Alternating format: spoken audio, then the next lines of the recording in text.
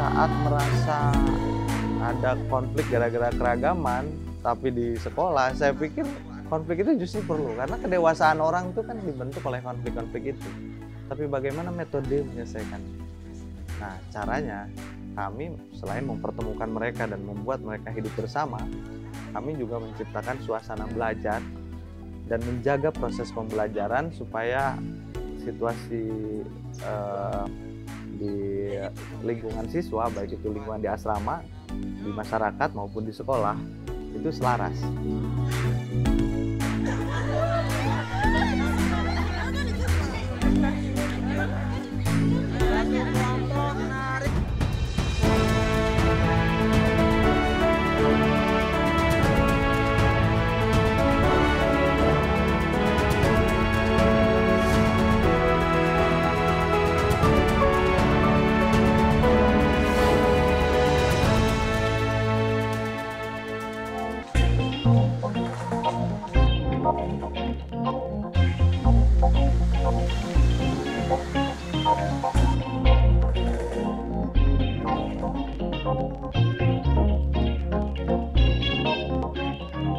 Pantai Pangandaran merupakan salah satu destinasi wisata yang berada di bagian selatan Provinsi Jawa Barat. Di pantai yang terletak di Kabupaten Pangandaran ini, para wisatawan bisa menikmati hamparan pasir berwarna hitam dan gulungan ombak yang menghadap Samudra Hindia. Namun, selain pesona dan keindahan alam, ada cerita lain di sekitar Pantai Pangandaran. Tepatnya 16 km dari pantai, yakni di Desa Cintakarya, Kecamatan Parigi. Disinilah berdiri sekolah yang murid-muridnya berasal dari berbagai suku dan daerah di Indonesia.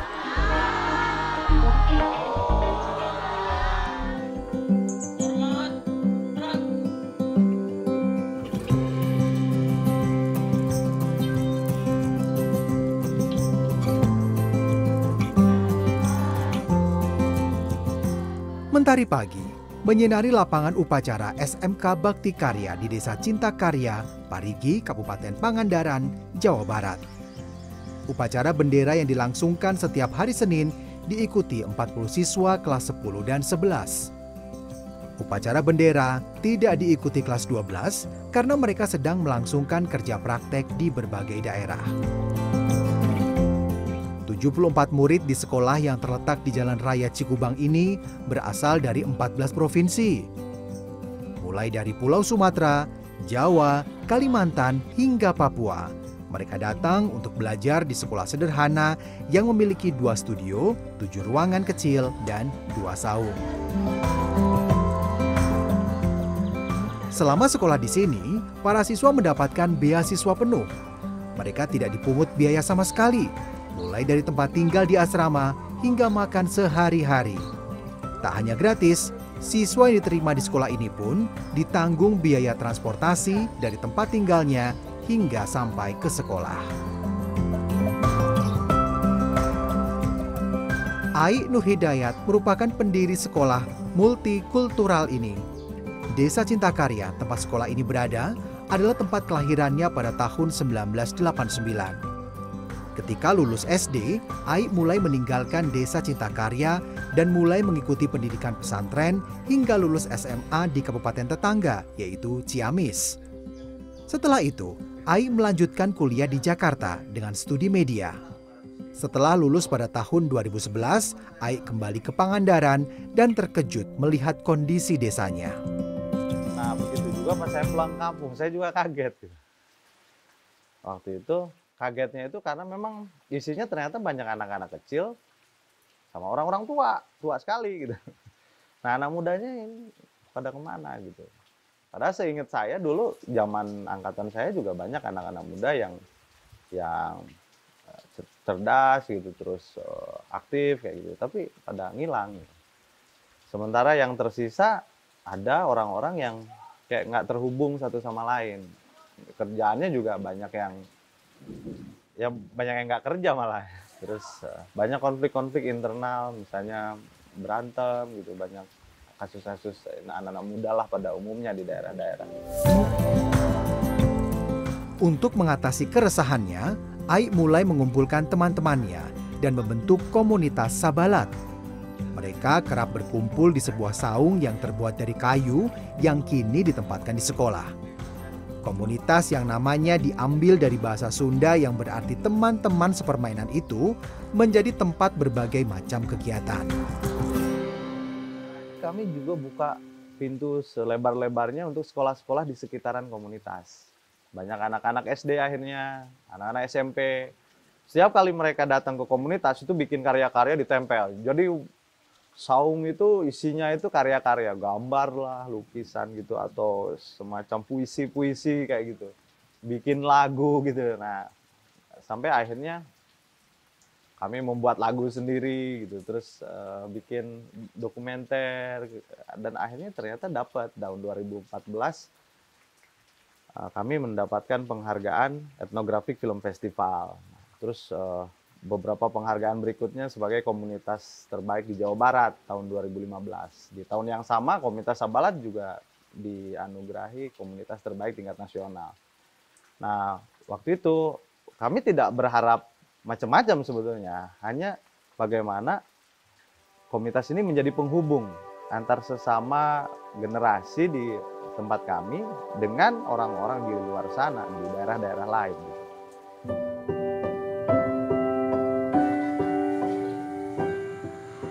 Semangat berbagi ilmu dan ingin memiliki jaringan luas menjadi cikal bakal sekolah multikultural.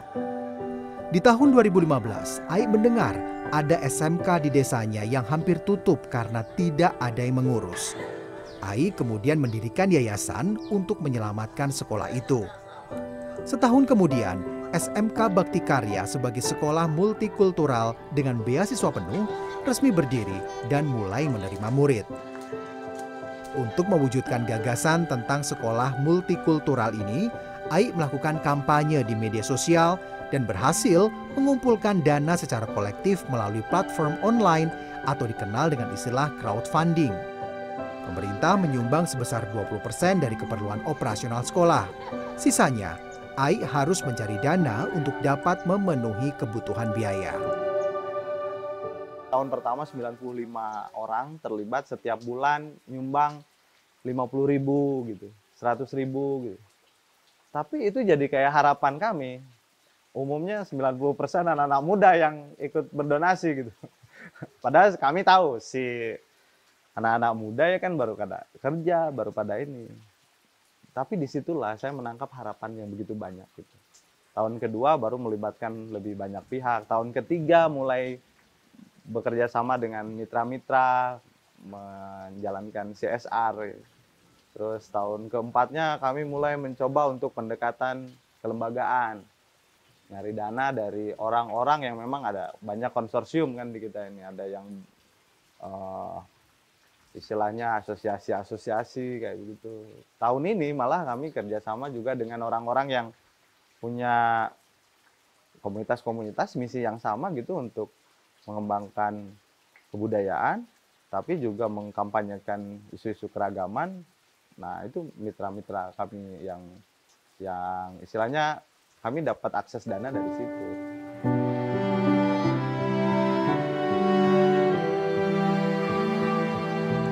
Dalam perjalanannya, kehadiran murid yang berasal dari berbagai daerah dengan beragam suku dan agama sempat menuai protes warga.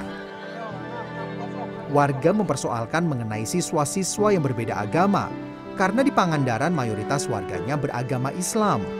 Selain itu, warga juga curiga dan tidak paham dengan pembiayaan crowdfunding. Upaya Ai mempraktekkan toleransi di sekolah bertolak belakang dengan apa yang terjadi di luar sana. Ai pun mendapat ancaman untuk menutup sekolah. Namun akhirnya, isu-isu itu berangsur reda karena Ai dan sekolah tidak terbukti melanggar baik hukum maupun nilai dan norma. Kang Ai, boleh dijelasin Kang, pada perjalanan SMK Bakti Karya ini mungkin ada tantangan yang cukup berat buat Kang Ai? Kalau tantangan ya selama ini kami dapatkan itu justru dari awal program ini Awal mula memang tidak terjadi gejolak yang berarti gitu ya, tetapi kesininya tahun baru setengah tahun kita menyelenggarakan kelas multikultural. Waktu itu ada siswa dari 6 provinsi dengan beberapa agama gitu. Akhirnya muncullah isu SARA. Karena mungkin orang juga akan menganggap, oh ini programnya kok gratis, dari mana uangnya? Terus ada pertanyaan juga, kok tiba-tiba ada siswa yang non-muslim banyak nih. Dan mereka kan ada kegiatan ibadah gitu. Setelah kita jelaskan, lambat laun barulah ada upaya-upaya pemaparan yang lebih serius gitu. Dan memang sejatinya kita tidak melanggar apapun gitu. Dan ternyata ini selaras dengan nafas konstitusi. Di sekolah, Ai menjabat sebagai ketua yayasan yang memastikan terpenuhinya segala kebutuhan sekolah. Namun para siswa mengenal Ai sebagai guru yang sering memotivasi mereka untuk terus memiliki semangat tinggi dalam belajar. Ai mengenal setiap siswa karena dialah yang mewawancarai mereka sebelum diterima. Ai juga terlibat dalam pemberian laporan kegiatan siswa pada orang tua setiap bulannya. Sejak awal, Ai menginginkan sekolah yang tidak terlalu serius, tapi sebisa mungkin belajar dengan cara yang menyenangkan. Sebabnya, di awal sekolah multikultural ini berdiri, banyak anak yang datang dari berbagai daerah konflik, mulai dari konflik antar suku, antar agama, konflik agraria, dan berbagai konflik lainnya. Dalam bentuk kurikulum, mereka menjalankan kurikulum Kemendikbud 2013 yang direvisi pada 2017 dengan pendekatan program Merdeka Belajar. Guru-guru pun kami arahkan untuk bisa menghadirkan pembelajaran yang variatif, yang lebih banyak mengedepankan kebahagiaan ketimbang keseriusan. Jadi bahagia dengan serius dan serius untuk berbahagia. Nah, kami juga menjalankan pembelajaran terpadu sejak tahun ini, tahun ajaran ini 2021-2022, sehingga satu kelas itu diisi sampai 5 pengajar. Dan tentunya sebagai sebuah SMK kami juga menjalankan pendidikan vokasi, dan pembelajaran vokasi tersebut dihimpun atau dirumpunkan dalam kelas multimedia. Upaya Ai mendirikan dan memperjuangkan sekolah multikultural menjadi semangat bagi murid-murid dan 14 guru lainnya. Namun, pembelajaran mengenai keberagaman dan toleransi tidak hanya berlangsung di sekolah. Pendidikan multikultural juga berlangsung di luar jam sekolah.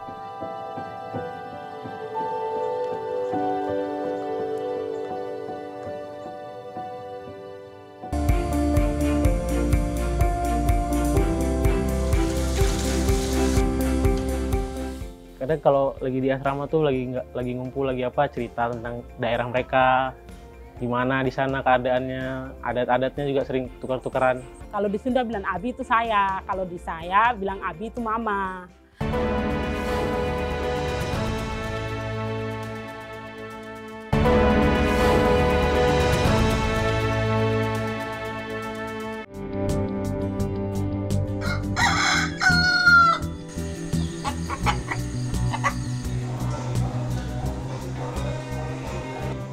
Kesibukan di Asrama Putra SMK Bakti Karya sudah dimulai sejak pukul 5 pagi. Setiap harinya terdapat jadwal tugas bagi para siswa untuk memasak dan bersih-bersih. Di Asrama Putra terdapat 8 kamar yang masing-masing diisi 2 hingga 3 siswa. Para siswa lalu bersiap-siap untuk pergi sekolah.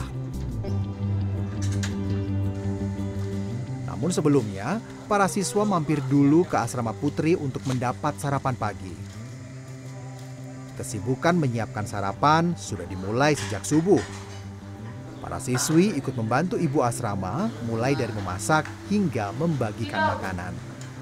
Di teras, para murid menyantap makanan bersama-sama. Asrama putra dan putri ini berada di satu kampung yang disebut Kampung Nusantara. Seusai sarapan, para siswa pun berjalan kaki menuju sekolah, melintasi Kampung Nusantara yang teduh oleh pepohonan kelapa. Mereka berjalan kaki sekitar 7 menit untuk tiba di sekolah.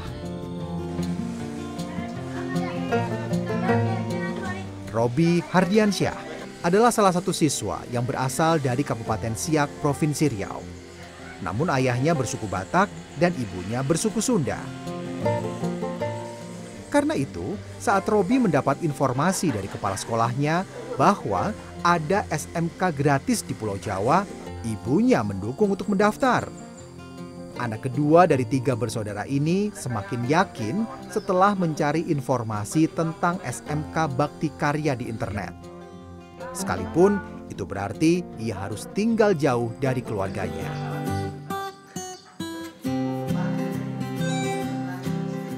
Robi yang duduk di kelas 10 dan berusia 15 tahun sudah memiliki rencana jika lulus nanti ingin melanjutkan kuliah. Cita-citanya kelak menjadi pengusaha kuliner. Pengalamannya belajar dan hidup bersama teman-teman yang berasal dari berbagai suku dan daerah merupakan pengalaman yang menyenangkan bagi Robi. Kadang kalau lagi di asrama tuh lagi ngumpul lagi apa cerita tentang daerah mereka, gimana di sana keadaannya, adat-adatnya juga sering tukar-tukaran pendapat lah, cerita-cerita. Misal kalau yang muslim tuh kadang lagi azan, yang non muslimnya ngingetin sholat, nyuruh sholat. Hari Minggu juga yang non muslim mau ke gereja, kalau kita bangun lebih awal, bangun mandi-mandi ke gereja gitu.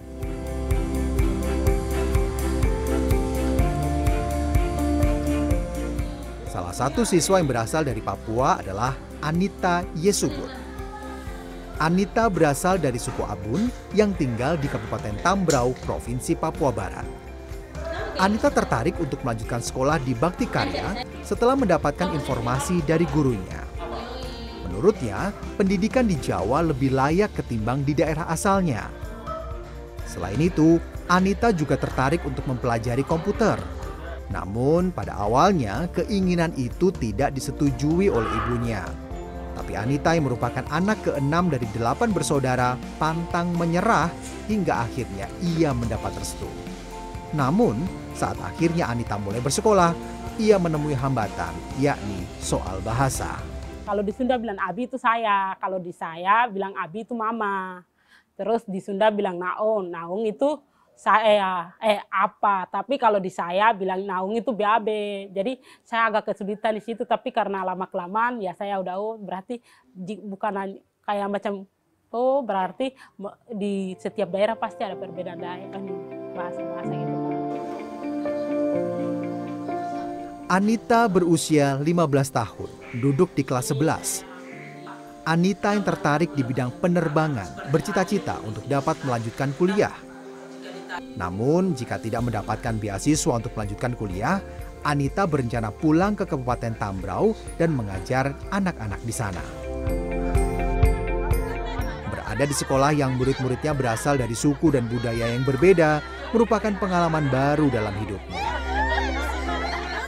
Di sana hanya dengan satu suku doang, hanya belajar dengan satu agama, cukup dengan satu agama, dengan satu suku. Bahkan kita di sekolah pun dilarang untuk menggunakan bahasa daerah gitu kan. Tapi pas di sini saya bisa ketemu dengan dari berbagai daerah, bisa ketemu walaupun saya nggak sampai di Sumatera, nggak sampai Kalimantan, nggak sampai Flores, tapi saya bisa lihat orang-orangnya langsung dan bisa kita sama-sama hidup bareng-bareng gitu. Berkesenian menjadi salah satu kegiatan siswa untuk dapat mengenal satu sama lain lebih dalam. Di antaranya lewat menyanyi dan menari bersama. Seringkali mereka menunjukkan kemampuan berkesenian ketika ada kunjungan dari sekolah lain atau sebaliknya. Keberadaan sekolah multikultural ini membuat penasaran sekolah-sekolah yang ada di sekitar Kabupaten Pangandaran. Mereka ingin melihat bagaimana para murid sekolah multikultural ini berinteraksi, sehingga pertemuan antar suku bangsa dan budaya tidak hanya terjadi di sekolah, tapi juga di luar sekolah. Yang pelit itu dikasih coba. Sementara itu, para siswa juga memiliki jadwal kegiatan rutin di malam hari, yaitu kegiatan rohani. Setiap Senin hingga Jumat, selama kurang lebih 2 jam, para siswa duduk bersama, mengaji bagi murid-murid yang beragama Muslim dan mengkaji kitab bagi murid-murid yang beragama Nasrani. Kegiatan itu dilakukan di suatu rumah di Kampung Nusantara. Di lantai bawah, para murid saling membahas ayat-ayat Injil dan sesekali memanjatkan lagu-lagu pujian, sementara di lantai atas ayat Al-Quran dilantunkan dan dijelaskan dengan bimbingan seorang ustadz. Sudah tidak asing bagi mereka dan warga pada malam-malam di Kampung Nusantara bagaimana lagu pujian dan lantunan Al-Quran saling bersahutan. Semua bisa berjalan dalam damai. Meski tidak bisa dipungkiri, baik di sekolah maupun di asrama, konflik antar siswa bisa saja terjadi. Namun, dalam konflik itulah para siswa belajar mengenai arti toleransi.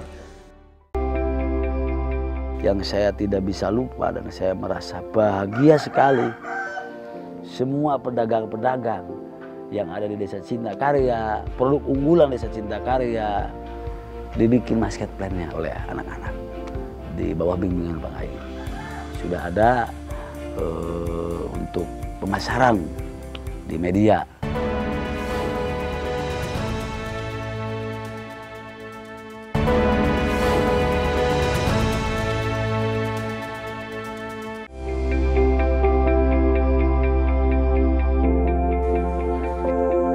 Adanya SMK Bakti Karya berdampak juga pada warga Desa Cintakarya yang berada di Kecamatan Parigi, Kabupaten Pangandaran, Provinsi Jawa Barat ini. Kampung Nusantara yang berjarak kurang dari 10 menit dengan berjalan kaki menjadi buktinya. Pada tahun 2019, lebih dari 30 rumah yang berada di Desa Cintakarya digambari mural bertemakan suku-suku yang ada di Nusantara. Asrama putra dan putri juga tempat mereka mengaji setiap malam ada di kampung ini. Di masa sebelum pandemi, rumah-rumah warga di Kampung Nusantara dijadikan tempat menginap untuk keluarga para siswa yang datang berkunjung. Bagi Ai, keberadaan Kampung Nusantara ini merupakan salah satu bagian dari pendidikan multikultural bagi para siswa. Kang Ai, gimana caranya Kang Ai bisa melibatkan warga di sini untuk ikut juga terlibat dalam pendidikan multikultural? Kalau warga di sini sebetulnya dari awal kami berkomunitas, kami terus menyelenggarain sekolah, sebetulnya umumnya tidak bermasalah. Ajaibnya ya di kampung ini, begitu ada siswa-siswa baru langsung bisa berkenalan, terhubung, akhirnya akrab luar biasa. Jadi Kampung Nusantara itu untuk menjembatani orang banyak berinteraksi dengan cerita-cerita sesungguhnya, sehingga bisa menampilkan Indonesia yang sungguhan, yang memang orang Indonesia ketemu orang Indonesia lain, keragaman yang tadinya diwacanakan itu benar-benar ragam secara fisik hadir gitu.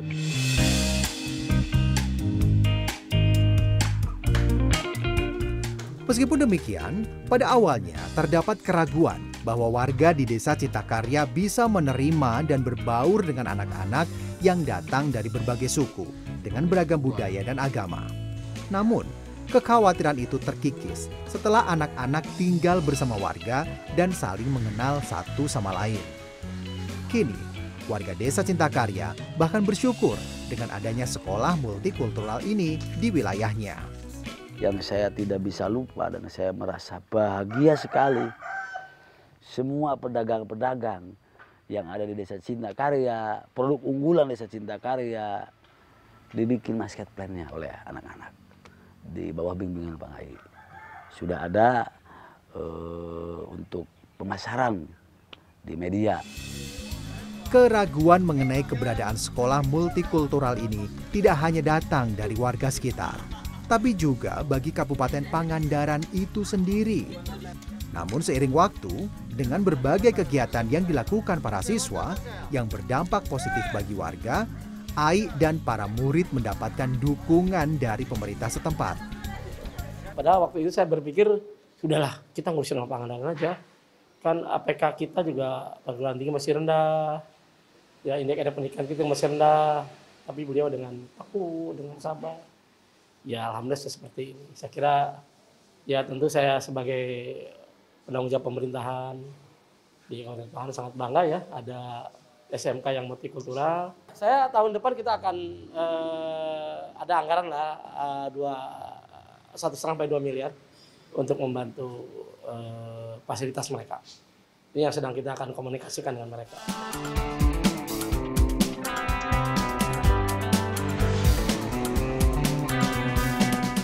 Selama mengurus sekolah multikultural, Ai tidak pernah patah semangat dan tak kenal lelah. Pasalnya, sudah lebih dari setahun ini ia harus membagi waktu antara Pangandaran dan Jakarta karena istrinya bekerja di ibu kota sambil mengurus kedua anak mereka. Dalam waktu dekat, Ai tengah merancang agar sekolah multikultural ini bisa mandiri secara finansial. Selain itu, ia juga memiliki harapan agar model sekolah multikultural ini dapat didirikan di daerah lain, sehingga anak-anak muda Indonesia benar-benar bisa berharap untuk memahami keragaman budaya yang dimiliki oleh bangsanya. Tidak hanya sekadar memahami makna Bhinneka Tunggal Ika, tapi juga mempraktekkan dalam kehidupan sehari-hari. Ketidaktahuan umum tentang wawasan keindonesiaan kita ini, itulah yang membuat kita makin jauh dari yang namanya Indonesia. Indonesia ini kan tanah air, bahasa, juga bangsa gitu. Kalau kita nggak tahu suku-suku budaya yang lain, ya berarti kita jauh dari Indonesia. Nah, untuk mendekatkan diri kita ke Indonesia, ya kita harus tahu suku, harus tahu suku bangsa gitu, tempat-tempat lain juga, tanah air kita kan dari Merauke sana sampai ke Sabang.